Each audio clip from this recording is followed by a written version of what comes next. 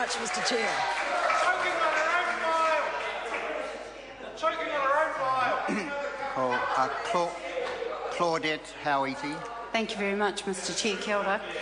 Well, I stand to take a call on the Tasman District Council Validation and Recovery of Certain Rates Bill.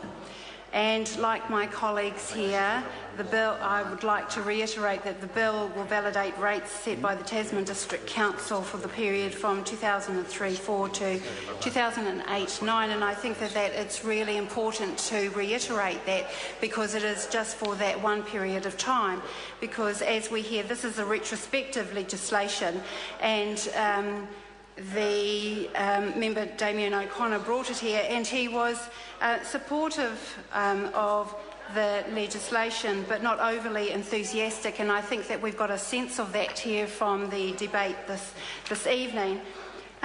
The Council did not follow correct process in setting the rates, and we've also heard that this was a mistake. However, we would hope that, being retrospective, that it won't happen again, and so therefore we're going to ensure that with this legislation that going forward that these kinds of things will be put in place.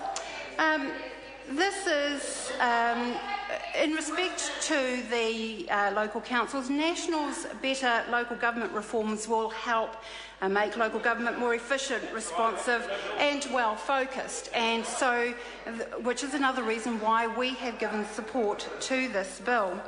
And it deserves to be given its due diligence.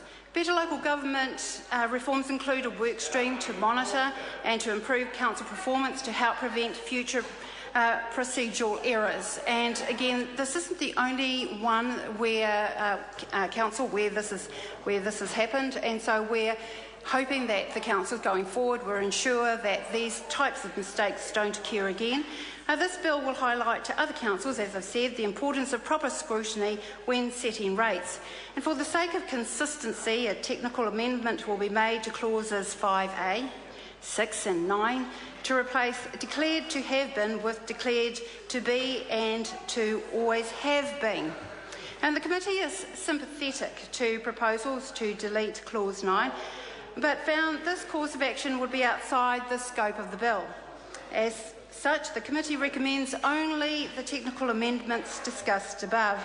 Clause 9 seeks to validate targeted rates set by the Council for 2006-7 financial year for the purposes of stormwater works in the Liger Bay and Tata Beach urban drainage areas. The committee noted that there would be many practical implications of deleting Clause 9. The time passed since the rates were set compounds this issue.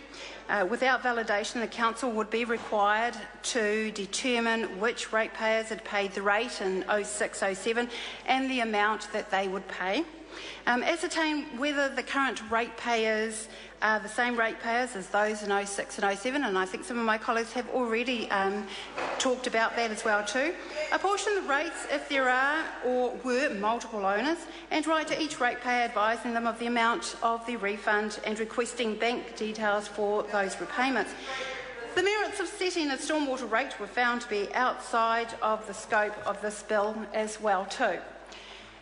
From 2003 to 04, 09 and 08 and 09, the Council passed rates attached to the annual plan, and rather than ratifying each rate individually and set rates before the Council had adopted the annual plan, this was in breach of the Local Government Rating Act 2002.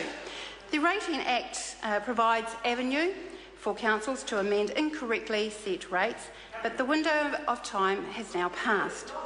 So the bill is needed to validate certain rates set incorrectly during that period, and without validation, the Council remains vulnerable to legal challenge from ratepayers over incorrectly set rates. Validation is also required to allow the Council to recover unpaid rates and penalties, and I think, again, my colleagues across the House have already talked about that. Some residents objected to details of the stormwater rate, that they were not properly consulted on the urban drainage area, and that was a really big concern for the Select Committee, and are being charged for stormwater services that they're not using. The committee has noted aspects of the council's consultation. Mr Chair, Claudia, Mr Chair, thank you. The committee has noted aspects of the council's consultation were not ideal, but steps have been taken by the council to improve the way the rates are set so similar errors are not made in the future. A key part of National's better local government reforms is monitoring and improving council performance. Publicity about the bill will show other councils their own processes may come under greater scrutiny. I just want to reflect on the whakapapa of that area and to put it into some kind of context historically in terms of its whakapapa.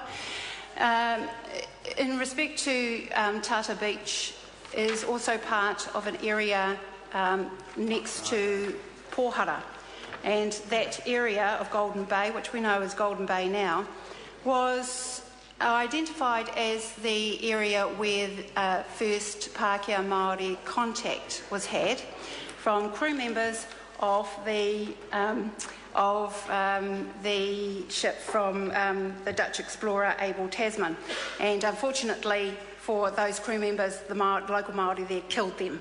So I think that just with something very aside, that there might be some kind of, historic context in that area regarding Pohara and, hara in that area.